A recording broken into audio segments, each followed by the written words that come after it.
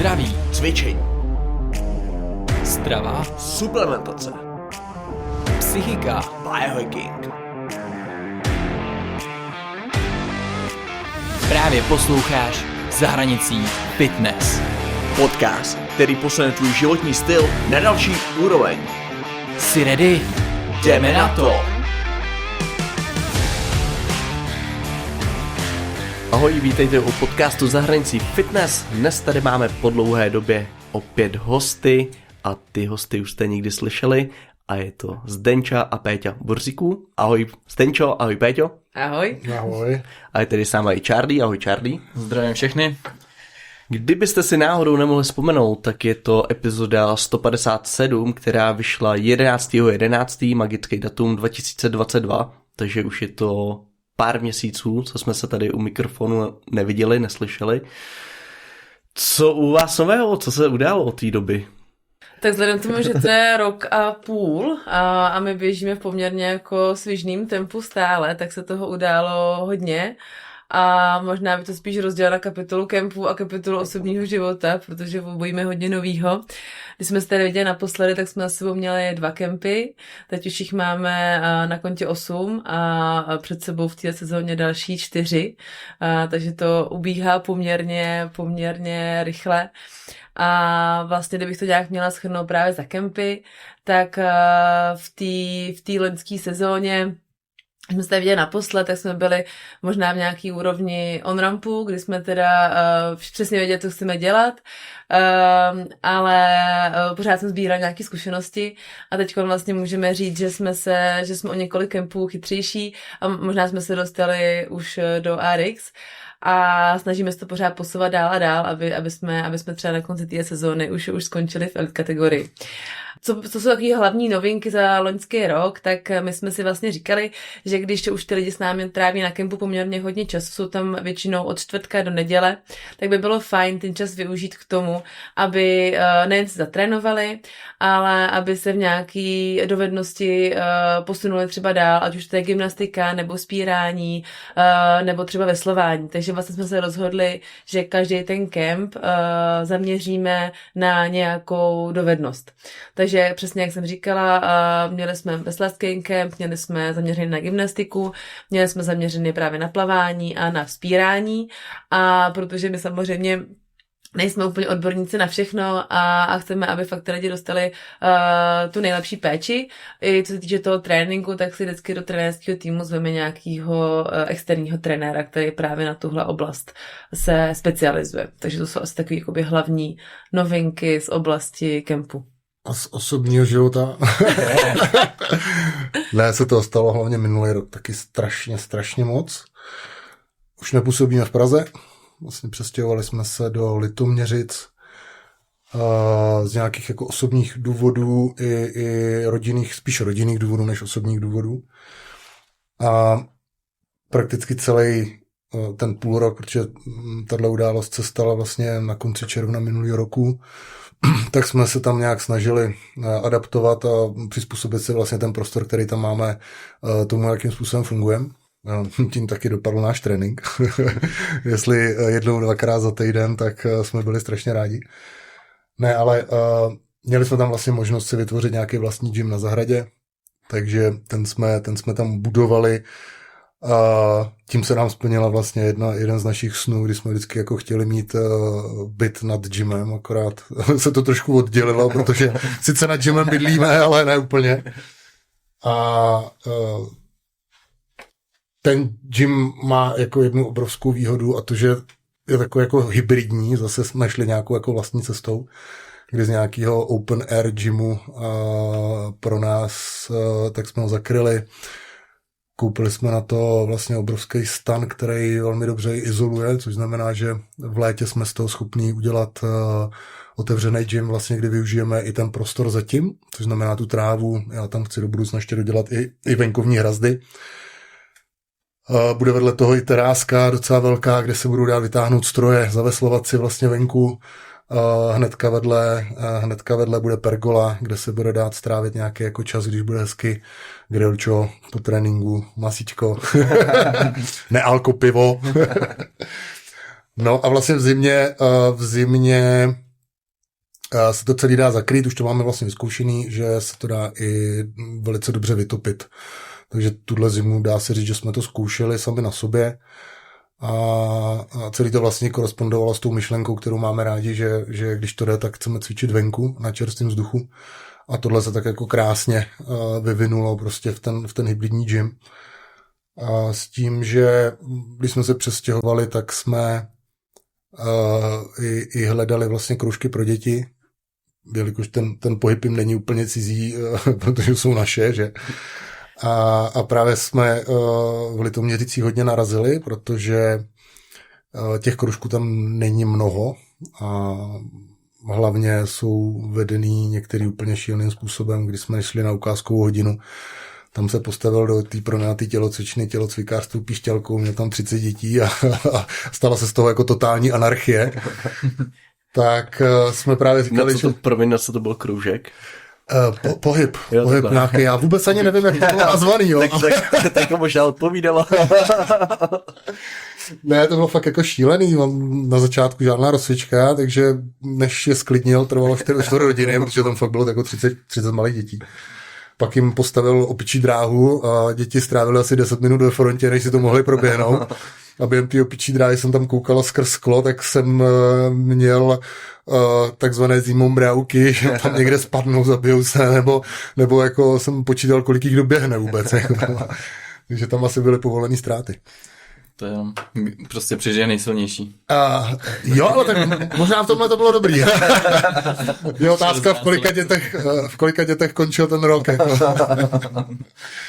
Ne, tak právě jsme tam jako viděli ne díru na trhu, ale prostě přišlo nám to jako šílený a protože ten pohyb u těch dětí jako nám je hodně blízký, tak jsme využili ty situace a vlastně během minulého roku jsme si udělali státní certifikaci na trenéry dětí a mládeže a využili jsme zatím místní tělocvičny, kdy vlastně jsme začali pořádat nějaký kurzy pro děti pohybový. Máme to rozdělený na vlastně 2 věkovky, 4 až 8, 4 až 6 a 6 až 10.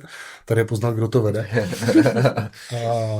Takže Zdenča vlastně tam má pravidelně tyhle pohybové aktivity pro děti. Je to velký zájem, prakticky jsme měli jako z začátku, jsme udělali ukázkovou hodinu, tak jsme měli, dá se říct, vyprodáno. Takže to bylo super. No a vlastně na to, jak to tak jako v našem životě přirozeně plyne, tak když viděli, jakým způsobem se stavíme k tomu pohybu a jakým způsobem vedeme ty děti, nebo Zdenča vede ty děti, tak se nás vlastně rodiče začali ptát, jestli jako neděláme něco i pro dospělí. A tak jsme nakonec podlehli a vlastně v tom našem gymu jsme začali dělat takzvané hodiny za makej. Neděláme crossfit. A to jsme otevřeli zhruba před měsícem a půl a už dneska nám tam chodí pravidelně 8 lidí. Ještě jsme vlastně ani ten gym oficiálně pro veřejnost nestihli otevřít. Ty děti přemysťujeme vlastně z té tělocvičny do toho našeho gymu už, aby si užili i ten venek. A tak nějak se to jako pomalu rozjíždí, no, plus ten Liťák poskytuje, dá se říct, v určitých věcech víc možností než Praha. Takže my jsme nikdy nechtěli vlastní gym. Nebo respektive ani já nechtěli, ale měli jsme na něj hodně vyhraněný názor, což znamená, že ten prostor samozřejmě musí být skvělej a musí to být na dobrém místě, musí to poskytovat nějaké možnosti i venku. No a rýsuje se, že jsme možná nějaký takovýhle prostor našli v Litoměřicích, takže uvidíme. Takže z té fáze, že neseme vlastní gym, budeme mít asi 2. Ale zase, jakoby... Dvakrát tolik. Přesně jak říkal Peťa, my jsme měli nějaký požadavky na vlastně ty prostory, které v Praze byly absolutně jako nereální, nebo respektive možná nějaký taky byly, ale rozhodně ne v našich jako finančních možnostech. A tady se nám najednou tady ta možnost takhle jakoby skoro spadla do klína. A bylo by asi škoda ji nevyužít, no, takže teď jsme v nějaký fázi jednání a když se všechno zadaří, tak na podzim tak tak už září bychom mohli mít 2. Wow, to je hustý. A co byly ty specifické teda požadavky, nebo co tam jako byly nějaký ty klíčové věci, co jste jako chtěli tam mít? My vlastně i ten název Roots Camp, proč vzniknul, bylo zpátky ke kořenu. My jsme takový hodně, jakože máme rádi ten crossfit z těch začátků, to se začínalo, všichni byli takový, jako, že to dělali prostě, protože to bavilo, žádný prostě jako parádičky kolem toho, prostě pořádně se zamakat, ideálně třeba jako venku, nebo prostě nějakým takovým tom prostředí, ať už to je stodola, nebo prostě garáž, nebo něco takového. Takže nám se hodně líbí takový ty jakoby stodoly, které jsou udělaný na jako gym. A třeba jestli znáte v Praze, jak vypadal Ironland starý, na starém místě, tak to vlastně měl taky jako dřevěný krovy, byla to taková jako takový průmyslový oblasti, takže vlastně nikoho jsme tam úplně jako nerušili a ten gym byl prostorný a my jsme přesně něco takového chtěli. Nějakou takovou jakoby stodolu. A nakonec jsme jí v podstatě tenhle ty budovy našli, dokonce tam jsou ty vysouvací dveře, které jsme chtěli, je tam rampa, je tam prostě všechno, co jsme si jako vždycky přáli, no. No neber to. Já vidím jenom ten hovor s majitelem třeba té budovy, prý. Má to vysouvací dveře, bohužel. Tak Ne. Takhle to vůbec právě nebylo. Ne? Já se... Tohle je věc, a teď to jako možná vyzní strašně zvláštně, ale když si ty věci vysníte, tak je vlastně časem přitáhnete, to asi všichni vědí. Jako jo. A my jsme, ještě vůbec, než jsme se tam přestěhovali, tak jsme jezdili kolem nádherný budovy, prostě říkali jsme si, tyjo, tady by byl skvělý gym, tady by byl jako krásný gym. No, pak jsme se přestěhovali a jezdili jsme vlastně pořád kolem té stejné budovy a zase si říkáme, tady prostě by to bylo super, tady by to bylo skvělý. No a tak, jak to jako chodí, tak někde z hůry jsem jel okolo a zase jsme si to říkali, tak říkám, tak jako na to kašlu, prostě si najdu podle katastru majitele a napíšu mu. Takže ne, tak fakt jsem našel podle katastru majitele. Dohledal jsem přes jako Google jsem dohledal na něho e-mail, tak jsem ho kontaktoval a s tím takový, že hele, buď odpoví, anebo prostě nás vyignoruje, že jo, prostě jsme to zkusili a můžeme si říct, že jsme pro to udělali všechno. No a druhý den nám přišel fakt jako hezký e-mail, že zrovna to dává dohromady, aby to mohl asi tak do 3 týdnů vyvěsit, že to pronajme. To je docela dobrý načasování. Jako neuvěřitelný, jak ty věci chodí, když jako si to přejete, no. Ale musel si udělat ten krok, že jo? Že jako musel si, sám si vlastně ještě, než si věděl, že to je k nájmu, tak si do toho šel, takže... Jo, ale to je přesně to ono, jako ty lidi musí jít těm věcem naproti, aby se staly. Protože když budou... No, musí vědět, co chtějí, to za prvý, a musí tomu jít naproti a nejenom sedět a říkat, hele, to nejde, no. A ještě taková klasická otázka, že jsme tam přišli a jsme říkali, no tak kde by mohl být ten háček? Co podlaha? Jaký tady jsou podlahy? No, tak tady bylo překladiště vagónu. Takže podlahy taky dobrý. Se odrazovat můžete. Takže to je teďko, jak jsme si mysleli, že náš největší projekt na tenhle rok bude udělat první Roots Camp u moře, tak se z toho stala taková jako business as usual a máme tenhle velký cíl, no. Ale to neznamená, že by kempy šli nějakým způsobem stranou, to jako vůbec ne. No. Že jo, proč mi toho málo, že jo? No ne, tak původně ta myšlenka toho, že budeme mít nějaký zázemí, vznikla z toho, že vlastně nemáme kam dávat ty věci z kempů, tak říkám, hele, tak proč nesehnat nějaký malý sklad, to bylo ještě v Praze, kde ty věci prostě budeme mít, kde bude mít klíče pár lidí, kteří fakt si chtějí makat a můžou toho využívat a zaplatí se ten nájem, prostě ty lidi jako zaplatí ten nájem a můžou využívat tento vybavení i ten prostor, že? A vlastně venkovní gym vznikl tak, že jsme procpali myší dírou kontejner do naší zahrady. A to bylo fakt jako na milimetr, tak jak se to prostě v našem životě zase stává a bylo to, našli jsme jako skvělý kluky, který nám to pomohli zrealizovat. Když jste to nebavili hlavně. No, hlavně. Protože muselo přijet auto s rukou do té úzké ulice, tam to přeložit na podval, na kterým se tahají auta. Takže na Jeepu to museli protáhnout takovým průjezdem, který vlastně vede do té naší zahrady. Tam se to auto s rukou vešlo tak jako úplně napřesno. A tam nám složili vlastně kontejner, do kterého my jsme dali veškeré vybavení. A jsem říkal, tak hele, potřebujeme plochu na odhazování. Tak jsem tam vybetonoval plochu na odhazování, asi 25 kubíků za jeden den prostě s kamarádem, což bylo jako workout sám o sobě. Ale večer jsem seděl u televize s vytahanýma rukama, vůbec jsem nevěděl, co hraju. Jako, jo. No a pak jsme říkali vlastně, proč to nezastřešit.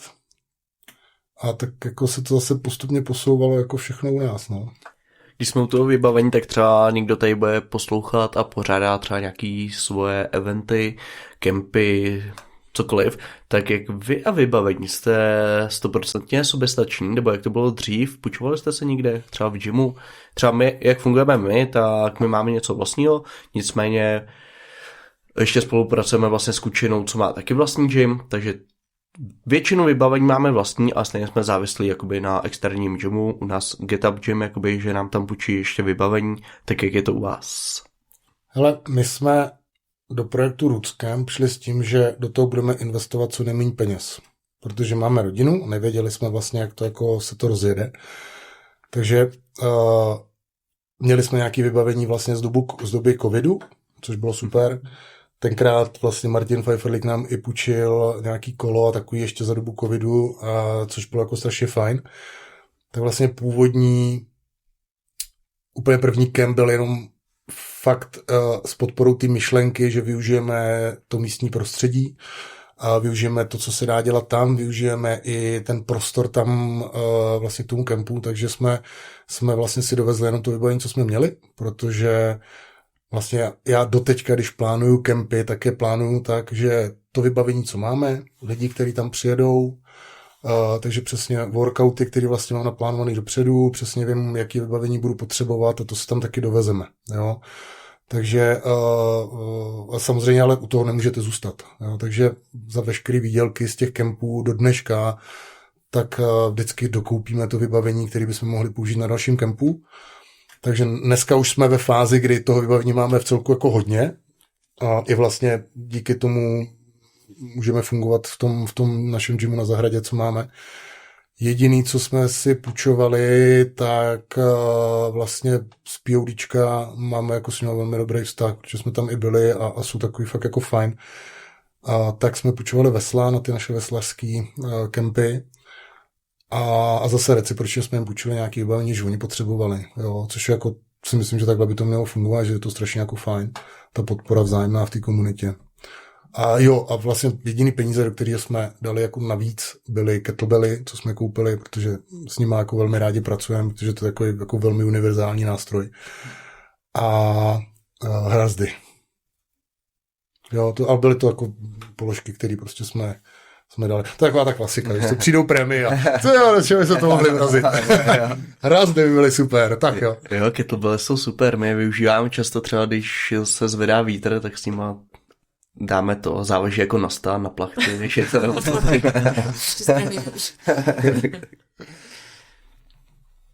Tento rok, co nás čeká za kempy? Nebo u nás víme, ale co vás čeká za kempy? Ne, jenom ještě do toho skočím, vlastně jste říkali, že máte tyko 8 za sebou už? 8 za sebou. 8 za sebou. A tyko 4 letos. Jako. A v letošní sezóně vlastně máme naplánovaný. Měli jsme 5, jeden už máme za sebou, takže 4 nás čekají. No. Úplně nejbližší kemp je teď v dubnu ve Svébohách, to jsou Novohradské hory, Jižní Čechy. To je taková naše novinka pro tenhle rok, kdy se nám ozývá poměrně hodně lidí, kteří třeba úplně crossfit nedělají, koukají po něm, jsou třeba z malého města, nemají tam gym, kde by vlastně ho mohli provozovat. Ale rádi by s náma ten kemp zažili, nebo to jsou třeba lidi, kteří úplně se na to jakoby necítějí, že třeba mají pocit, že ty lidi, co tam jako jezdí, jsou strašně namakaný, a že to úplně pro ně není. Jsme říkali, hele, pojďme udělat nějaký kemp, který bude víc jakoby cardio, nebo my říkáme jako low skill, že prostě vlastně nemusí nikdo umět spírat, nebo cvičit na hrazdě, vlastně to bude víc do toho funkčního fitness, ale vlastně můžu se zacvičit jak crossfitáci, tak lidi, kteří právě třeba chodí na kruháče společně, zažijou si Rootscamp, vyzkoušejí si to, takže to vlastně máme v tom dubnu. To je pro nás taková jako velká novinka. I vlastně jsme tam přizvali externí trenérku, která právě vede kruháče a funkční fitness, aby nám trošku zase tam vnesla jako vítr i z toho jiného světa, ať nemáme jen ten náš jako pohled z toho našeho tréninku. No a další kemp chystáme hned měsíc na to, v květnu, tam tam se moc těšíme, to je pro nás takový jako speciální kemp v Jeseníkách. Jeseníky máme oba dva hrozně rádi, máme tam úplně super chalupu, ale co je hlavně skvělý, je tam s náma Tomáš Hejna jako coach, za to jsme velmi, velmi rádi a my jsme vlastně, jak jsem říkala, my každý ten kemp chceme, aby byl výjimečný. A tenhle v Jeseníkách jsme říkali, pojďme to udělat fakt jako žádný training skills, ale jako pure crossfit a potřebujeme na toho prostě trenéra, který to tam dostane. A my jsme říkali, no tak zkusíme Tomáše, protože prostě nikdo lepší mě v tuhle chvíli nenapadá. A říkali, neměl čas. A prostě za tím naším stylem prostě, hele, za zkoušku nic nedáme, co nejhorší, se může stát, řekne nám, hele, vůbec na to nemám čas, nebo nechci jet, ale Tomáš nám napsal strašně hezký a milý e-mail a domluvili jsme se, takže tam vlastně pojedeme v téhle sestavě a moc se na to těšíme, budeme hodně využívat právě ty hory, to jsou okolo nás, hned za barákem je sjezdovka, což určitě všechno tam jdou potěší. Promiň, ten termín, kdy je? 16 až 19 květen. Jo, to tam asi nebude sníh, ale.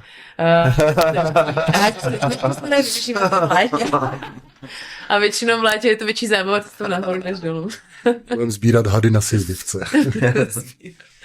Tak, no, takže to jsou vlastně ty jarní kempy. No a pak takový highlight téhle sezóny je Rudském dovolená u moře.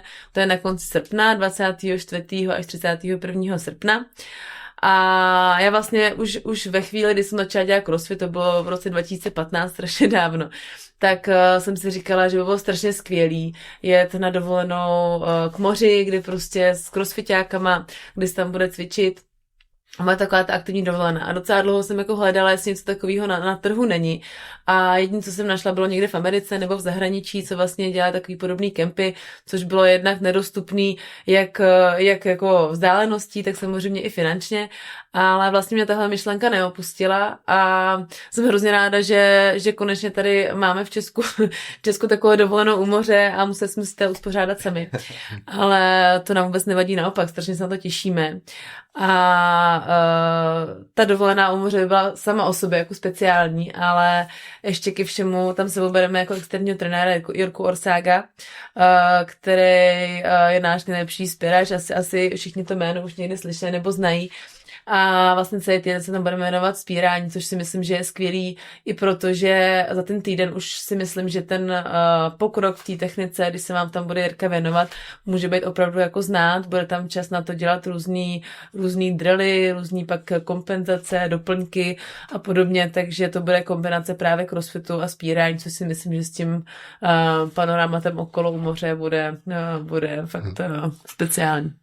Jenom aby si nemysleli všichni, že to bude jenom o vzpírání. To určitě ne. Ne. Bude to rozdělené určitě na skupiny, kde ten Jirka bude mít mnohem víc času se těm jednotlivým lidem věnovat a chceme určitě věnovat jeden trénink denně vzpírání a potom samozřejmě nějaký trénink. Určitě se tam víc chceme věnovat nějakým protahování, nějakým kompenzacím a samozřejmě crossfit prostě na pláži, to bude jako bomba, protože dlouho jsme vybírali kemp. A pak jsme vybrali jeden kemp, kde jsme našli úžasné ubytování, určitě to nebude žádná ubytovna, určitě to nebude stan, jak to možná může vyznít, ale našli jsme skvělý mobile homey, který mají vlastní klimatizaci, vlastní koupelnu, vlastně je to takový malý domeček. Jsou fakt jako krásný, my se tam jdeme sami samozřejmě dopředu podívat, aby jsme to místo jako viděli, takže tu věnujeme jeden víkend vlastně v červnu, aby jsme byli zase jako 100% připravení na to. A každý ten mobil má svoji terásku, jo, jsou hodně u sebe, takže tam budeme hodně grillovat a zase večer budeme nějak jako užívat společně toho večera. Ale co je na tom super, tak je vlastně mobile home, a pak je nějaký multifunkční hřiště, kousíček od toho, kde vlastně ty aktivity budeme provádět, pak je plot a hnedka pláž. Takže to bude jako velká bombice a samozřejmě písku si užijeme spoustu. Spoustu písku, spoustu srandy. Co zní úplně jak idylka, tyjo, totální. A já nevím, jestli jste nepřeslechl místo, jakože... Je to v Itálii a my jsme, jeden z našich takových požadavků bylo, aby to nebylo úplně tak daleko, aby se tam vlastně dalo dojet autem, takže je to kousek pod Benátkama, tam je takový poloostrov a je to zhruba 800 kilometrů od Prahy, což je pořád taková jako fajn vzdálenost a my vlastně i když s námi jezdí na kemp, tak je hodně pobízíme k tomu, aby se domluvila na nějaký spolujízdě, takže ve chvíli, kdy jedete 4 v autě, tak si myslím, že se to dá úplně krásně zvládnout a v pohodě tam dojet i na jeden zátah, když se střídáte, no. My bychom rádi uspořádali nějakou společnou jízdu nějakým autobusem, což by bylo super, ale bohužel nemůžeme, protože vlastně už bychom byli cestovní kancelář a už vlastně spadáme úplně jako do jiné kategorie, než bychom vůbec chtěli a to už je potom hromada zodpovědnosti a hlavně papíru. Což je zrovna spírání u toho moře. Jak to bude třeba to, zase na to vybavení, že zrovna osy tahat takhle k moři, nebo tam máte domluveno už třeba s nějakým crossfitem, nebo s nějakou tělocvičnou osy, nebo to bude spírání s tyčema. S palmovým listem. S palmovým listem. Ne, bude to tak, že zase to máme myšlení, takže těch os nebude muset být tolik, protože vždycky ty skupiny budou rozdělený na to spírání, respektive, aby vlastně i Jirka měl možnost se opravdu věnovat jako každému, protože zase ta kombinace toho spírání moře a fakt jako individuálního přístupu je jako za nás absolutně super, ale veškeré vybavení já tam vezu. Jo. Takže ano, neříkej to. Neříkej to. Ale máme to vymyšlený, takže my tam v červnu jedeme, aby jsme si prohlídli to místo, samozřejmě vyzkoušeli tu cestu a vlastně pojedeme jako na 2 dny, takže my pojedeme, já vyrazím už den předem, povezu vozík samozřejmě, nebudeme tam, hele, ono je to jako fajn, protože jediný úskalí toho je ten vozík, protože tam budou naskládané osy a nějaké jakoby věci lehčí, což znamená, že se s tím dá jako jet normálně, pojedu den předem, někde v půlce, zastavíme v kempu, tam prostě přespím a druhý den tam dojedu, jo, což 2x4 hodiny, třeba 2x5 hodin rozdělených už se jako dá. Ale s tím, že narážíš jakoby na ten gym, tak samozřejmě, aby to nebylo jenom o tom, že my tam budeme hulákat na lidi, tak 20 minut od toho je crossfitový gym licencovaný. Takže jsme vlastně už tam s ním máme domluvený, že i vlastně v té ceně toho zájezdu je vstup do toho gymu, kde oni nám vlastně udělají jakoby hodinu, kterou tam dělají oni jakože co tam vedou, jo, protože my strašně máme rádi, když cestujeme sami, tak chodíme vlastně do těch různých gymů, které jsou v místě, ale chodíme na lekce, aby jsme poznali, jak to tam chodí lidi, a to už jsme říkali minule, tak to chceme vlastně dopřát v rámci toho kempu i těm lidem, kteří tam pojedou. Jo, že zajedeme do gymu jedno dopoledne, domluvíme se vlastně s ty trenéři, tam odvedou tu lekci, na kterou jsou zvyklí s těma našima lidma a vlastně v ceně je i vstup do toho gymu. To už je hodně originální, že to vlastně uspořádáte teda jako, řekněme, zájezd jako k moři, vezete si sebou osy, vybavení a pak jdete cvičit ještě do gymu. A ještě bude vyšší spotřeba. Já mám teď hodně zubnu. tak já k tomu ještě přidám jedno. Jirka sebou veze ještě svou milou ženu, která je shodou okolností fyzioterapeutka. Takže a kdo bude chtít, bude mít i péči fyzioterapeuta přímo na místě. Wow. A jakože ji budete potřebovat. A kolik takhle třeba... A to není všechno, když zavoláte hned. To je tady přirážku. Kolik kilo takhle třeba tam vezete v kotoučích? Hele, upřímně tohle, jako když jezdím na běžný kemp, tak vozím zhruba 1,4 tuny.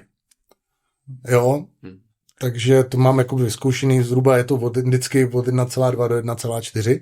Musím to mít přesně spočítaný, protože jsme měli stařičku Galaxinku, která to všechno vozila. A teďka ještě nevím. Tady jako do té Itálie nevím, protože to bude jakoby hodně závislý na tom, co tam taky uvidím. A hlavně budeme mít výhodu, protože samozřejmě, jak budeme zařizovat ten gym, tak už toho vybavení budeme mít jako mnohem víc, protože v tu dobu my už ten gym vlastně budeme muset mít vybavený. Takže osy a kotouče, osy a kotouče vlastně budeme mít k dispozici. Jo. A kolik kilo, nevím, musíme udělat teprve program s Jirkou Oságem, a zase, aby jsme si přesně řekli, jestli jako půjdeme do vah, jak to bude koncipovaný, to si musí říct hlavně on, protože on je ten odborník. Podle toho to počítáme, ale dám vám vědět. Já myslím, že pod tunu to nepůjde zase. Když nás nalimituje váha na autě. Tak to byl kemp u moře. Ještě něco tam bude v tom? Ještě jeden, kam bychom ho nezapomněli. Já bych se u toho moře, to víš. Ale moc ne, to tam bude hlavně. Ne, aby si všichni nemysleli, že to bude jenom o tom, jako makat jak šílený, tak určitě to bude spíš braný taky jako hodně dovolená, takže ten prostor k tomu se tam vyrekreovat u toho moře, zaplavat si želátko, dát si nějakou jako víc dovču, protože přece jenom tam budeme týden a jako týden makat je nesmysl, prostě ty lidi by se utavili. Takže určitě bude velký prostor se tam prostě dát pohodičku, klídeček, grilovačku a tak. Tak tohle je vlastně 11, to bude 11. kemp teda, si správně počítám. Tak tím nás krásně srovnáte, jedete tempo ty kráso, protože my máme letos vlastně teda, my jsme naopak to skrouhli ze 3 na 2 za rok a teď máme 10-11, bude letos, takže vy letos nás předežnete. No. A ještě v září máme ještě jeden. Já doufám, že to nebudete brát jako špatně. Vidíme, jestli tahle epizoda vyjde. No v září máme ještě jeden kemp, to bude teda 12. A to bude naší oblíbený Boudě 60. To je pro nás taková srdcovka, to je jediný místo, kam se fakt jako vracíme, teď už můžu říct každý rok, když už máme 3. sezónu. A je to v Horní Malý Úpě, 1000 metrů nad mořem, ale je to úplně nádherná chalupa a zatím jsme měli 2 kempy a byly oba 2 úplně výjimeční a to nejenom tím, že možná ty, kdo nás sledují na Instagramu, tak si vybaví, jak jsme táhli osy na sněžku, tam jsme snečovali, pak jsme tam táhli sandbagy, dále jsme tam i kettlebelly a to je taková hodně ikonická věc, ale vlastně celé to místo nebo celý ten kemp je pro nás vždycky jednak je to závěr sezóny, a jednak se tam vždycky sejde úplně super parta a strašně si to jako sedne, takže to je, už teďko nám hlásilo, myslím si, že víc lidí, než tam kapacita, že tam rozhodně na to chtějí jet, takže na to se moc těšíme a bude to taková, říkám, třešnička na dortu za tou Itálií a za tou letošní sezónou, která je poměrně nabitá a náročná.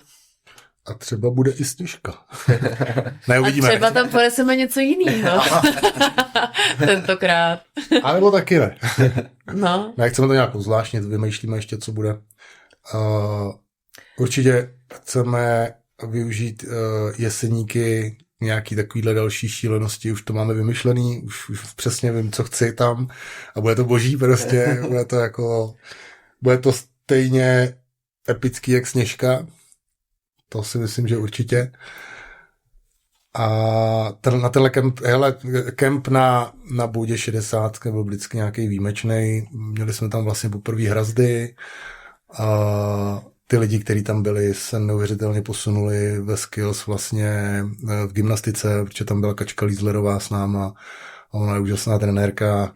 Pak ty odezvy na Instagramu, kdy se tam probírá třeba toastu bar a lidi najednou jeli na závody a s tím, že neuměli jen jeden toastu bar na závodech, jich udělali 5 navázaných, tak to bylo vždycky nadšený.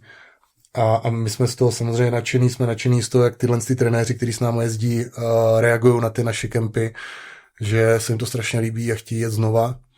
Tak to je jako strašně fajn, že se to i tímhle stylem rozkřikne, že s náma jezdí vlastně lidi rádi, trenéři rádi, což je strašně super.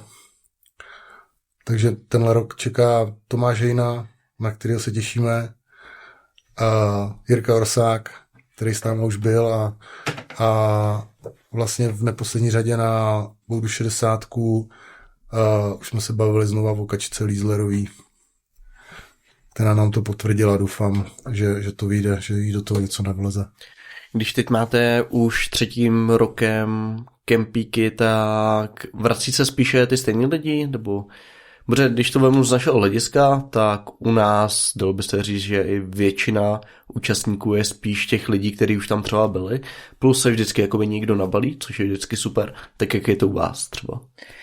U nás je to, hodně se lidi vrací, opravdu jako máme takový, který stihnou všechny kempy za tu sezónu, takový nadšence. a což je při počtu 5 kempů za rok docela slušný výkon a to nás samozřejmě moc těší a většinou to tak jako vychází, že třeba je to zhruba třeba 50/50, jo, že polovina lidí jsou lidi, kteří s náma už jeli a polovina lidí jsou noví, ale musím jako říct, že většinou po prvním večeru už ten rozdíl jako vůbec nepoznáte, že tam funguje tak jako fajn atmosféra, že jak jsou lidi tak nějak jako naladěný na stejnou vlnu. Zároveň ty kempy, to asi taky znáte, jsou hrozně fajn v tom, že tam většinou jezdí lidi, že jo, dospělí, kteří pracují, mají spoustu jako starostí, povinností, najednou přijdou na kemp, kde vlastně, jako kdybyste jeli na soustředění znova, třeba na střední škole, kde jste se museli o nic... Takový tábor pro dospělí. Přesně tak, soustředění tábor pro dospělí a vlastně to je to kouzlo, jo, oni tam přijedou a jediný, co mají na starosti, je se najíst, vyspat, bavit se, zatrénovat si. A tím, že jsou vlastně takhle naladěný, tak tam často vznikají fakt jako přátelství, který vždycky říkají, my jsme tady potkali starý kamarády, který jsme nikdy předtím neviděli. Jo, že vlastně najednou tam potkají lidi, s kterýma se potom stanou nerozlučná dvojka. A je to prostě tím, jak fakt v tom každodenním schonu, v tom běžném životě na to lidi úplně nemají čas. Ale když najednou vyrazí na ten kemp, tak se dostanou do úplně jako jinýho módu, taky přesně, když jsme byli prostě na střední a neměli jsme ty starosti. A proto se tam vlastně vrací, že jo, protože sice už jsme jako dospělí, ale pořád nás tohle baví a myslím si, že nám to dost v tom běžném životě chybí. V tomhle ohledu je to hodně specifický, protože samozřejmě i, jak říká Zdenča, pane napade, ale samozřejmě jsou i kempy, které jsou hodně specifický na skills, což bylo třeba veslování. Což je jako velmi zajímavý.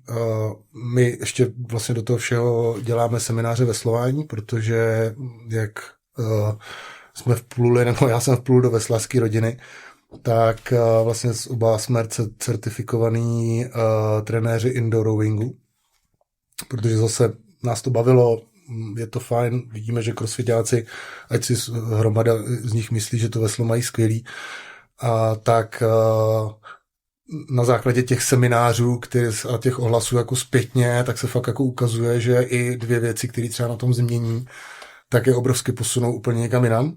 A i ty lidi to říkají, když děláme test na 2 kilometry a oni začnou opravdu jako využívat ty techniky, tak je to posouvá úplně někam. Ne, málo si jich dá prostě to PR zrovna na tom kempu, ač je tam toho fakt jako hodně, tak v tomhle ohledu prostě to strašně kvituje jako k dobru a už jsme měli i pár seminářů, prostě, kde se nás pozvali do gymu a ty ohlasy jsou super prostě, no. Takže tam většinou na tyhle kempy jezdí ty lidi, kteří nás znají, kteří se chtějí vlastně zlepšit jakoby v tom skills a přijedou i noví, ale tam ten poměr je samozřejmě jako jiný, třeba 80/20. Ale ty kempy, které děláme, crossfit s nějakým jiným skills, takovým tím všeobecnějším, gymnastika, vzpírání, tak je to pane napade, což je strašně super, že ta komunita se rozrůstá. Jste se nevybral úplně hezký test na veslo zrovna, ale...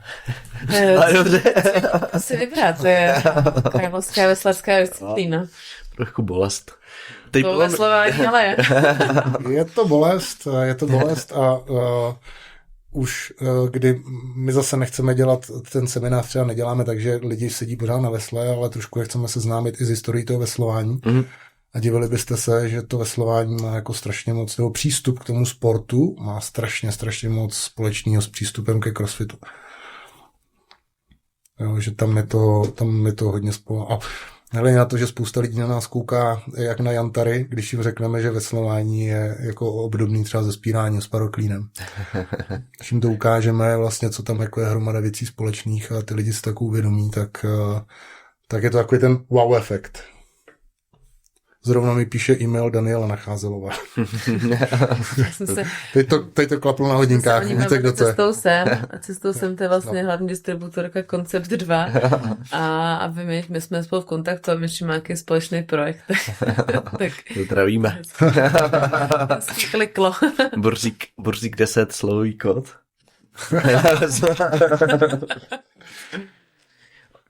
Máte už dost kempů na to, aby se tam stala nějaká divná nebo vtipná historka, asi lépe řečeno. Napadne vás za poslední rok, 2, co jsme se neviděli, co se tam událo? Kempů máme za sebou dost, děje se tam stále něco, ale většinou to má kouzlo jako v ten okamžik. Ale spíš než jako vtipná, tak takové věci, které mi třeba utkvěly v paměti, kdy na naše kempy se většinou tak jako zdráhají jezdit lidi, třeba introverti, kteří říkají, hele, já přece nepojedu na prodloužený víkend, nejde bože sám do skupiny, kterou se vůbec neznám, jako to pro mě úplně nebude, ale některý z nich třeba tu odvahu seberou a přijedou, takhle se právě pamatuju, loni na Boudu 60 v září přijela Alča Bulantová a to ještě bylo zrovna jediný kemp, který jsme měli od středy do neděle, takže to byl 5denní. A využili jsme, že ve čtvrtek byl státní svátek, tak jsme to vlastně takhle prodloužili. Přijela taková jako nejistá, ale zapadla úplně okamžitě, našla si tam svoji spřízněnou duši Kačku a vlastně od té doby už sama byla na všech kempech, co jsme měli a plánuje jet na všechny kempy letošní sezóny. Takže mě se vždycky jako hrozně líbí takový ten přerod těch introvertů, který fakt jako přijdou stáhnout, že tohle asi nebude pro mě. V to, kdy se najednou jako pochopí, že to je pro ně jako to bezpečné prostředí, kde vlastně jsou úplně v pohodě a to jsou potom naši, že se můžu nazvat nejvěrnější zákazníci, no, protože se to hrozně váží a cení. A my samozřejmě ceníme jich. Já to vnímám podobně, no. Že u nás taky jako hodně takhle je a že vlastně právě tam člověk najde takovou skupinku prostě, kde se nemusí, že jo, stydět ničeho, nikdo si nikoho nedělá prostě srandu, naopak se ještě někoho podporujou. A často ty lidi se no. Ale jako, Ale to musíme jít. tak, ale obecně prostě tam takový ten jako cítit ten support a taky dneska to hodně lidem prostě chybí, no, taková ta skupinová prostě nějaká podpora a je to dobrý feeling. Jo, jedeme dobře spolu ve skupině, že jo, hodně jsme dneska, hodně času trávíme sami v autě, někam jedeme, sami trénujeme, nejde bože se sluchátkama na uších a přece jenom jako pak fungovat v tom týmu je jako fajn změna. Jo, tak hlavně ty lidi tam začnou cítit do bezpečný prostředí. Víš, že to není takový tohle, tamhle ten na mě kouká, tamhle ten na mě kouká, ale jak se poznají večer, jo, kdy my to využíváme různý jako takový ty hry sranda, aby se ty lidi jako poznali hnedka ten první večer, tak ty lidi se tam začnou cítit dobře a je to pro ně to bezpečný prostředí a je to ta skupina, ve které vlastně i později jako fungují, jo, když se potkají na závodech. Tak to není o tom, já nepojedu na závody, jako nemám s kým jet nebo tak, ale prostě se tam potkají a vlastně to jako provází potom už i dál. Takže to je jako obrovská zajímavost u nás, že ty lidi, kteří sebrali odvahu a nebojí se jako přijet, když tam nikoho neznají, takže okamžitě zapadnou a je to pro ně strašně fajn a potom i to jako říkají, že to bylo jako strašně fajn najít tu odvahu přijet, protože ta skupina je prostě skvělá a vždycky jako velmi dobře přijme. No a ty trenéři jsou tam o to, aby si z nich dělali srandu, že? Je to naše práce. No a jo, a samozřejmě občas, nevím, jestli to je zajímavost, ale jako myslím, že to bude už jako legendární, co se stalo. Samozřejmě Bouda 60, jak jinak. A kdy jsme přišli ze Sněžky, kde jsme vytáhli ty osy kettlebelly tentokrát. jsme vzali z těch stanů vám asi. Ale vytáhli jsme, přišli jsme, udělali jsme nějakou grilovačku. No a pak se to zvrhlo v tak obrovskou party a teď nemyslím jako alkoholovou, ale samozřejmě jo, prostě každý si tam donese nějaký jako láhev vína a ano, pre-workout, tak, s troškou cukru. Ale zvrhlo se to v tak jako mega party, která byla asi do 2, do 3 do rána, kdy tam všichni jako tancovali na český písničky a měli úplně jako boží flow a tancoval se tam kolem stolu prostě a my jsme tam přišli prostě v půlce toho, když jsme tam dělali, tak jsme tam tak jako stáli v tom rohu a říkám, tohle není možný. Tohle není možný. A pak, ač je ta chalupa na samotě, tak jsme měli strach, jestli jsme tam jako narušili nějaký sousedy, protože bylo to fakt jako masakr. Ale jako v dobrém, bylo to úžasný, bylo to skvělý. Jako. A pak po tě vyhráli ještě měsíc v playlistu na Spotify ty nejhorší český vyfalovačky, pak jeli celý večer, ale... My daily mix. Ale to bylo fakt šílený, protože já jsem si pustil něco na playlistu, jako v tu chvíli mě nedošlo, že to vlastně všechno hrálo z mého telefonu, ale když tam začal hrát Michal David a šli jsme ještě mnohem hloubš jako do těch českých písniček. Ještě nejvíš, jo. No, ale jako chvíle má i Dáda Patrasová, tak jsem říkal, tak tohle už nechci, jo. To jsem párkrát málem naboural v autě. To pak, když máš toho, ne? Spotify Wrapped. Na konci roku, co si poslouchal, narušený statistiky. No tak hele, vzhledem k tomu, že tohle to bylo ke konci roku, že jako vždycky září, tak jako jsem se nestačil divit potom.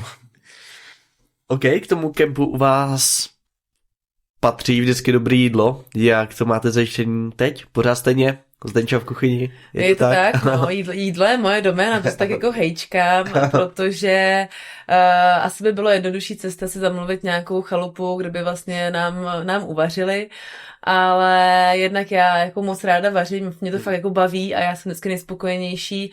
Pro mě jako nejhezčí, když já tam přijdu s tím autem narvaným, plným jako z makra toho jídla a odjíždím z prázdní, že se jako všechno sní, to dělá jako vyloženě fyzicky dobře. Že se to všechno sní a crossfitáci jsou v tomhle jako vděční zákazníci. Ty snědí jako opravdu neuvěřitelný porce.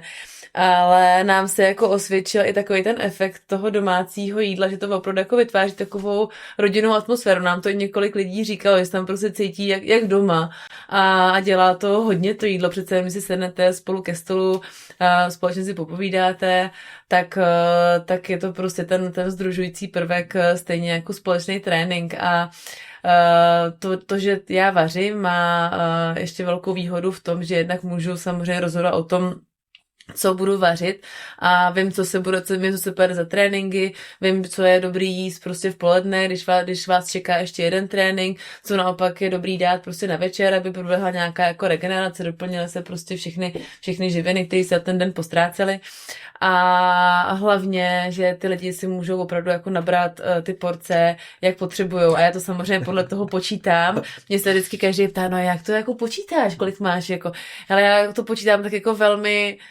přesný výpočet a pak od oka, ale vždycky mi to jako vyjde. Jo, že vlastně ta porce je udělána tak, aby si každý mohl prostě třeba přidat, nikdo neměl hlad a případně pokud někdo jako má hlad, tak já mu prostě ještě něco uvařím nebo to prostě nějakým způsobem vymyslíme. Další výhoda je, že vlastně spoustu lidí, kteří s náma jezdí, tak jsou vegetariáni, nebo jsou bezlepkoví, nebo jsou dokonce bezlaktózoví. Máme i bezlaktózový celiaky, což je nejlepší kombinace. Zdravím Martiu. Ale všechno vymyslíme a vlastně to si myslím, že je strašně fajn, protože přesně tyhle lidi, kteří mají tyhle omezení, tak to je většinou jako i brání v tom taky, jak se akcí zúčastnit, nebo to musí jako hodně na to myslet a tady nemusí myslet na nic, prostě přijdou z tréninku, naloží si tolik jídla, kolik prostě potřebujou a jsou spokojení, no. A pak máme takový... My pro ně děláme tu scaled verzi. Toho jídla. Ne, ale jako oni dostanou vlastně stejné jídlo, akorát jako lehce jiný. Upravený. Upravený. Prostě. To dietní opatření, tak mají k tomu nějak upravenou tu stravu, což je super. Jo, a vlastně já mám takový jako už osvědčený recepty, já se pořád jako snažím vždycky přidat něco jako novýho a pak dělám takový ty, který si už jako lidi jako vyžadují vyloženě recepty a dokonce třeba úplně hity jako vločkovec k snídaní, jsou taky vlastně zapečený vločky s vajíčkama taky, ale s jabkama a to musí být na každou snídaní, bez toho jako nemůžu vodit na kemp, ale jsem vydávala vlastní kuchařku, to jsem posílala všem rudskemperům k Vánocům, takže mají ode mě soubor všech receptů a spoustu si jich jako vaří jako doma, to, co vaří na kempu a vždycky mi hlásí, kdy co uvařili a je to pro mě ta nejlepší odměna, no. Dokonce věděli jste, že se dají udělat míchaný vajíčka v troubě. Jo, to je taky moje specialita. To nevím. Já ale jsem dlouho přemýšlela, jak udělat, protože já jsem většinou dělala vařený vejce, protože to je prostě nejjednodušší, že jo, každý si vezme to vařený vajíčko a nějak nemusím řešit to množství. A pak jsem zjistila takovej hack, že se dá udělat i v troubě pro zhruba 20 lidí a jsou úplně skvělý. Naraz. Naraz. Já jsem to slyšel. Jak jsou míchaný, když jsou v troubě? Kdo je míchá v těch? Já. Venča tam vleze za ním, hele, je to...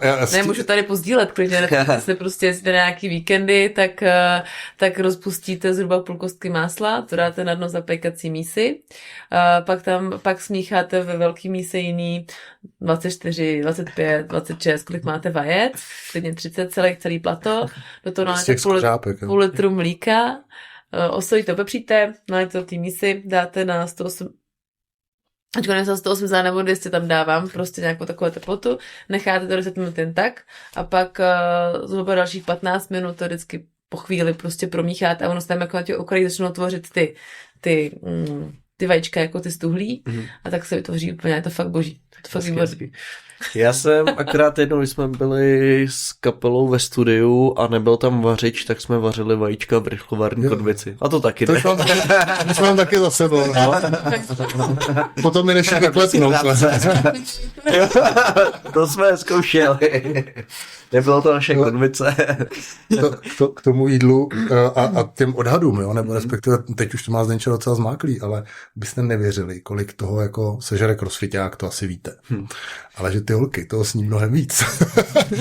To jsou vždycky jako porce a ty kombinace, které jsou schopni, protože my samozřejmě tam máme jako na výběr víc, to je jako někdy neuvěřitelné. Já opět koukám, jako už jsme se naučili vajíčka s marmeládou, jo, tak novinka pro nás a spoustu jiných věcí, na který jako tam přijdeme. Tak to jsou takový palačinky bez mouky vlastně. Tak nás to dopadlo. Jaká byla třeba kapacita na ty Krkonoše? Na ty Krkonoše je, myslím, kolem 20 lidí. Teď jsem úplně jistá, jestli je tam 19 nebo 20, takového zhruba počet tam není úplně tolik. Tak to je solidní už potom vařeníčko.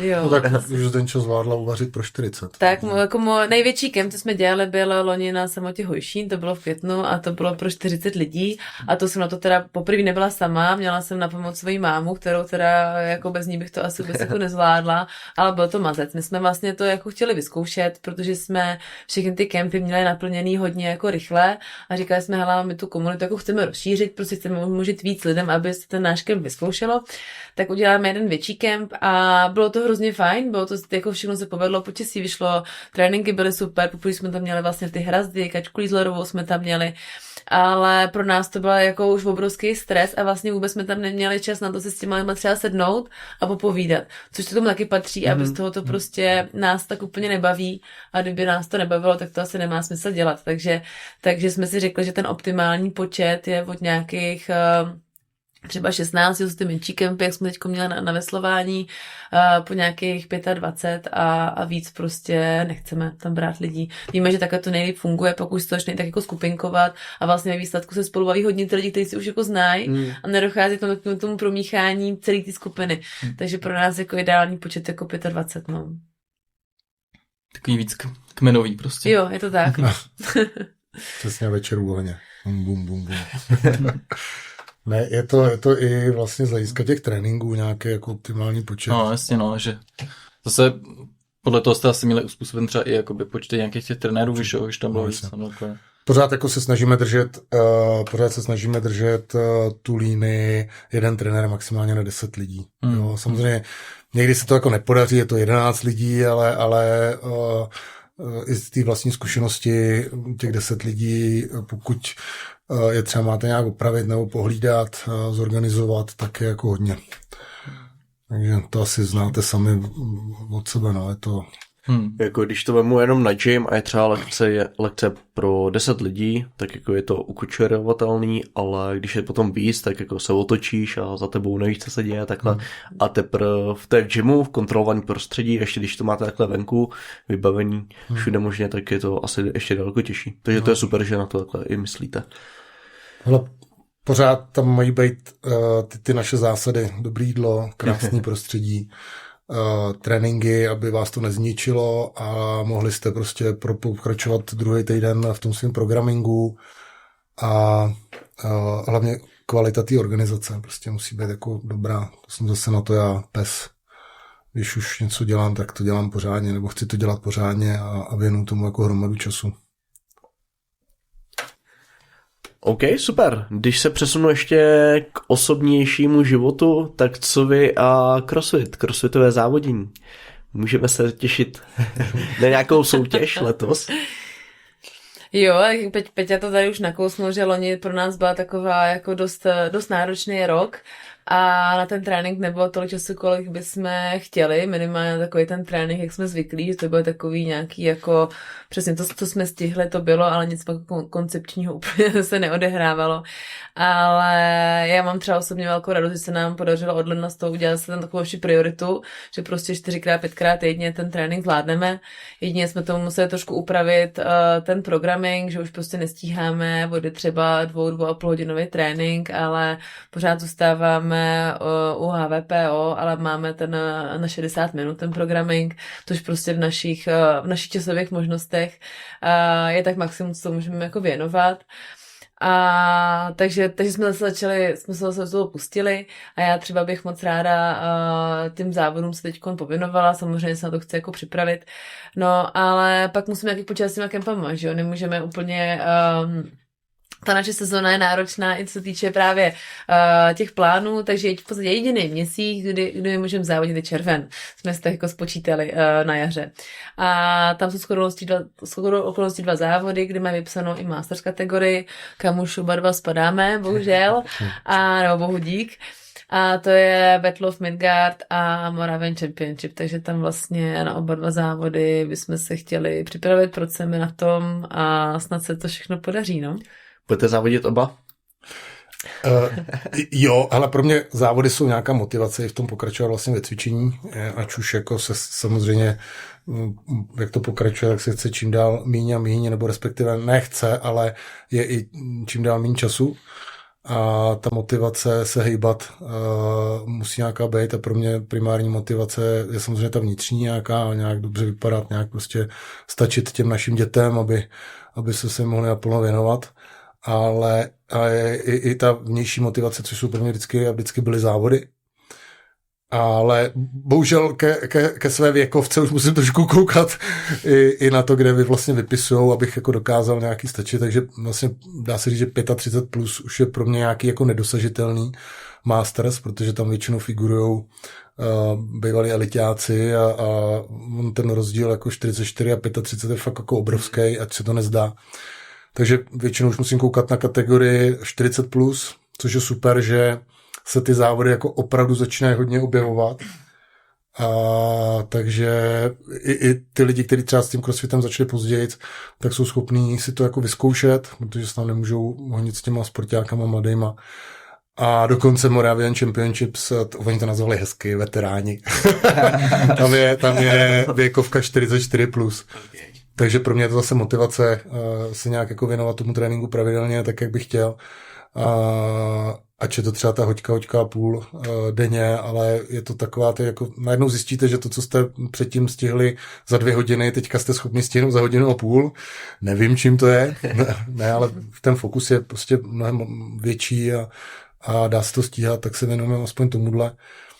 A taky těším se na to, Battle of Midgard, krásný závody, na který vlastně, když to historicky vemu, jsem byl první, že bych to měl obhájit možná můj další účast, takže asi ne v tomhle nastavení a za půl roku to nenatrénuju, ale určitě bych se chtěl zúčastnit, protože je to tam fajn, je to tam jako ty závody mě strašně seděly a taky vymýšleli nějaký nové věci, což mi přijde strašně sympatický.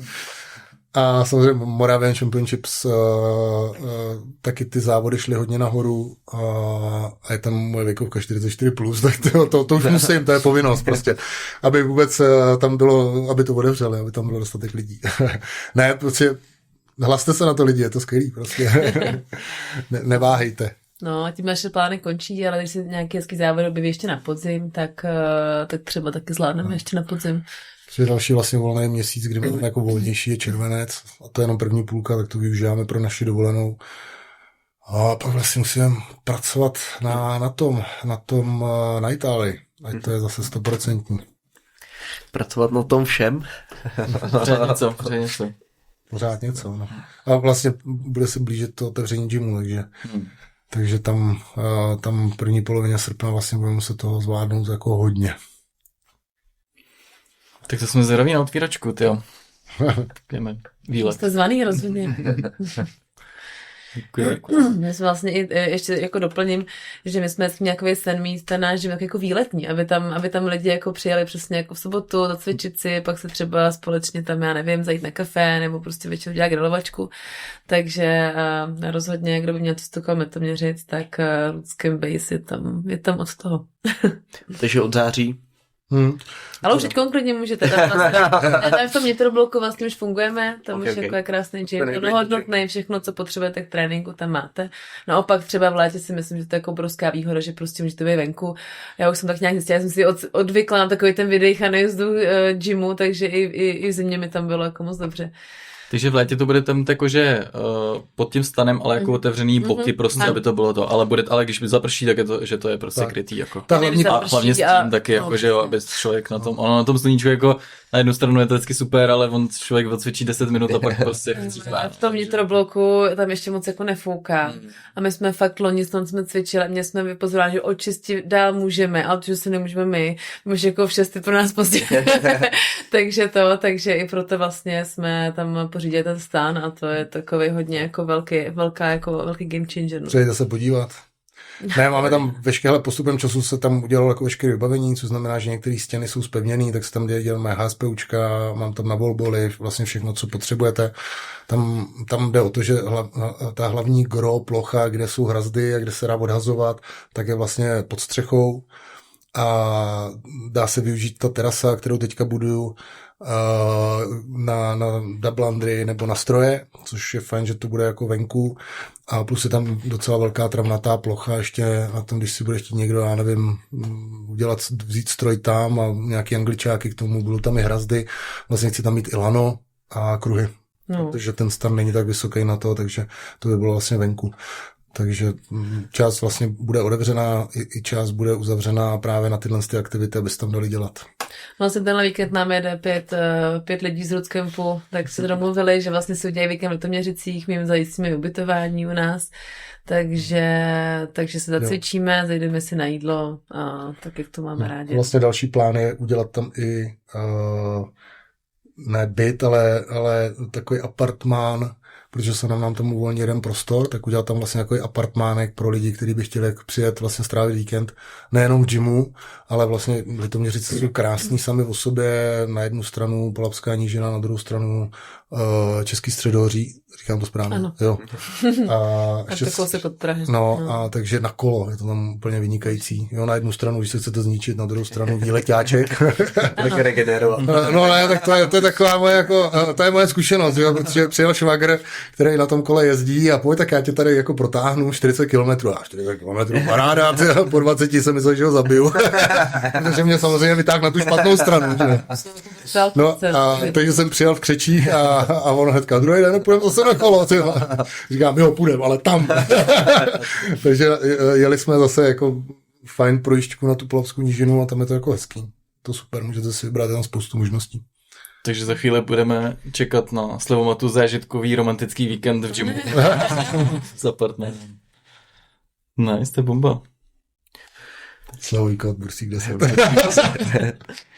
V tomhle držím moc palce, líbí se mi ta myšlenka i trénink dětí, protože když mám teď zkušenost třeba s mladšíma jedincema, tak brát opravdu v ohled to, že ten pohyb mimo tělocvik ve škole, tak třeba když někdo chodí na kroužek, tak je to super, ale jednoduše ten pohyb mimo školu a domov tam je takřka nulový u většiny. Vaše děti jsou jako jinačí protipol. Jasně. Ale toho pohybu je tam méně a méně a vidím to třeba, když nám chodí mladší třeba florbalisti, tak ta pohybová gramotnost jako daleko nižší a nižší, tak k tomu je potřeba přistupovat nějak individuálněji, než prostě říct, hele, tady prostě si stoupni a pojď nahoru dolů, něco takového. Za to jsem třeba strašně vděčná té certifikaci trenéra dětí a mládeže, kdy jsme si vybrali, myslím si, že nejlíp, jak jsme mohli.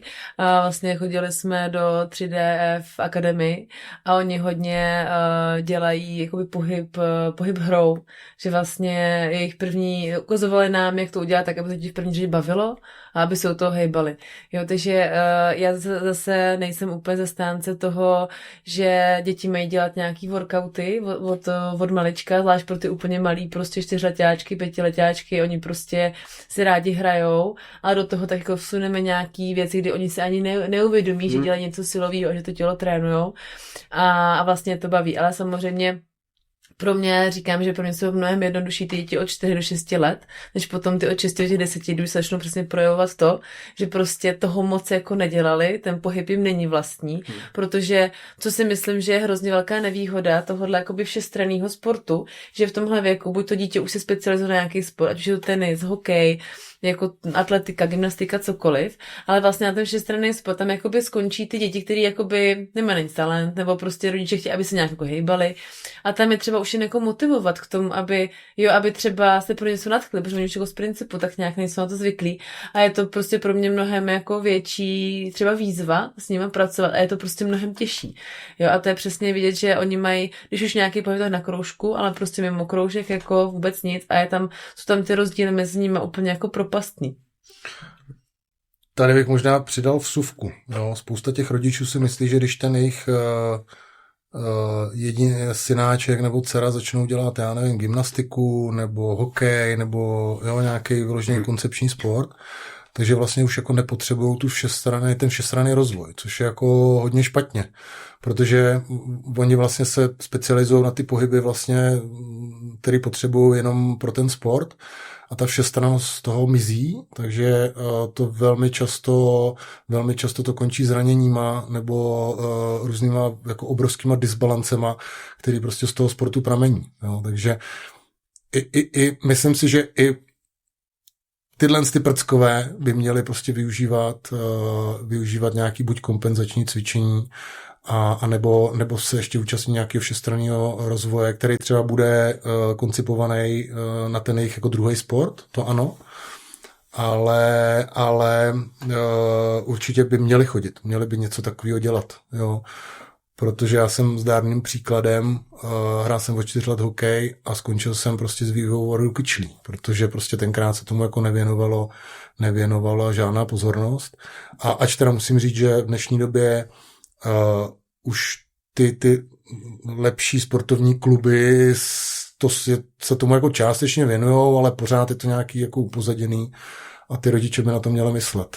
Jo? Že hokej není jenom o hokeji, ale je to i o té všestranný o tom všestranném sportu a i vlastně tady na takových cvičeních, na plyometrických cvičeních, který prostě většinou při těch tréninkách nedělají, se ten sport dá, nebo ta specializace se dá jako velmi zlepšit. To taky není ale jenom o tom spolíhat se na ten samotný trénink, co ty děti dostanou, ať už teda v gymu nebo kdekoliv jinde v klubu, ale je to hodně o těch rodičích, jo, aby jednak byly vzorem pro ty svý děti, takže když třeba my chodíme do gymu, tak děti bereme sebou, ne prostě proto, že bychom za každou cenu prostě tam potřebovali mít, ale myslím si, že je hrozně fajn, že prostě vidí, že ty rodiče se hejbají, že to je něco normálního, co prostě patří k tomu každodennímu pohybu, ale i to, že třeba jdeme na výlet, kdy ty děti běhají v přírodě, jo, neleží prostě pořád někde, jo, není to pořád organizovaný pohyb, taky se jako starat o to, aby vlastně oni měli co nejvíc toho všestranného pohybu, nebo třeba my rádi jezdíme obytňákem do kempu a když tam ty děti vypustíme,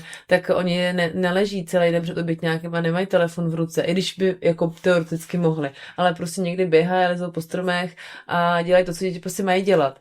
A to si myslím, že se pak propisuje jako do toho celého života v nějaké jejich připravenosti, vybavenosti, nejen jako na sport, ale i vlastně na ten celý život. Proto tam taky rádi jezdíme. My tam přijedeme, otevřeme, možná vše nevidíme. Ne, je to úžasné, jak ty děti se jako zvyknou a nebejt u těch telefonů a prostě vyběhnout a najít si tu zábavu jako sami pro sebe. Ač ano, máme výhodu, že jsou 3, takže oni se většinou i zabaví sami, ale většinou po pár hodinách se vrátí ze spoustu kamarádů prostě a fakt je tam celý den nevidíš, protože se vyblbnou všude možně a vymýšlejí si ty hry a je to jako strašně fajn. Nejhorší je, když si uvědomíš, že vlastně na těch hodinách pro děti musíš suplovat takový to běhání venku. Jo, ty hry venku, to lezení po stromech. Spousta těch aktivit vlastně i spousta těch cvičení a takového toho jako opravdu funkčního fitness, kde já teprve vlastně na té certifikaci, ono se říká jako jasně funkční fitness, ale jako pochopit, co je opravdu funkční fitness, který jako to fitness opravdu vychází, kdy vychází opravdu z těch dennodenních pohybů, jo, co si ty lidi jako neuvědomí, protože spousta lidí jako není schopná ti vysvětlit, co je vlastně funkční fitness. Jo? A to je zpátky k těm dětem, kdy ty je vlastně učíš přesně to, co oni kdysi získávali úplně automaticky tím, že přeskakovali ploty, lezli na stromy, různě se váleli po stráních a vlastně tím získávali tu kontrolu nad tím svým tělem, tu fyzickou jako gramotnost, tu pohybovou gramotnost. Tak tohle se během kroužku jakoby 1 hodiny jako nenahradí, no, ty hodiny pobytu venku. a jde to vidět hlavně, jako říká se, že jako pěstovat u nich sílu, stabilitu, mobilitu, super, ale teď se vytrácí právě i taková ta všestránná kondice, jednoduše je ty slabý kontrace svalů, tvorba nějakých mitochondrií a prostě kvalita toho samotného jakoby respiračního systému taky zaniká, což je taková jakoby velká škoda u dětí, no, že tam ten Ale v tomhle jako bohužel je to hodně na těch rodičích, jo, na tom jejich přístupu, protože říkám, jako je super umožnit jim prostě mít ten pohled na nějakých kroužkách, ale přesně to jako ten zázrak neudělá. 1 hodina týdně nic nezmůže, ani 3 hodiny týdně nic nezmůžou. Prostě musí to být nějaká přirozená součást toho jejich života. Já jsem hrozně za tohle neměla ráda svý mámu, a vždycky jsem si, musím chodit do školy pěšky a v hodně jsme nemohli použít výtah a byla to taková až jako, jsme si to pak dělali jako legraci, jo, ale tak jako zpětně vlastně docela jako kvituju, protože my jsme to považovali za nějaký jako oprus, který si máma vymyslela, ale bylo to asi to nejlepší, co nám prostě mohla dát, no. No a teď teda další díra na trhu. Proč neuspořádat třeba něco s dětma? Máte to v plánu? Určitě jsme o tom přemýšleli. Pár takovýchhle kempů už jsme i viděli, že se pořádají. A i jsme od řady lidí jsme právě slyšeli dotazy, jestli sebou můžou vzít děti na kemp. I do teďka s náma vlastně nějaký děti jako občas jezdili, ať už náš Krištof, nebo někdo, Karolínka. My jsme měli jednoročního člena na kempu. Kolik dalo backskot?